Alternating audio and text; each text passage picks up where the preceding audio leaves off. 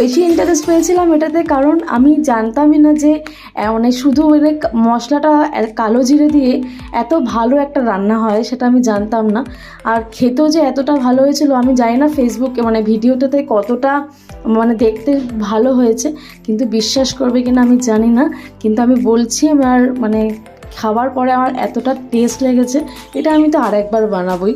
তো তোমরাও একবার প্লিজ এরকমভাবে একবার ট্রাই করে দেখো, আমি বলছি ভীষণ ভালো লাগবে। এটা তো বাড়িতে অবশ্যই ট্রাই করে দেখবেন যে খেতে কেমন লাগছে।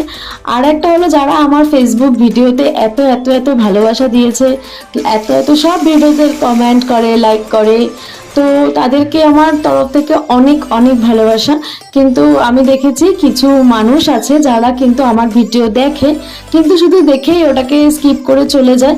প্লিজ এটা করো না, কারণ তোমাদের একটা লাইক কমেন্ট আমার কাছে খুব ইম্পর্টেন্ট। তো তোমরা প্লিজ একটা লাইক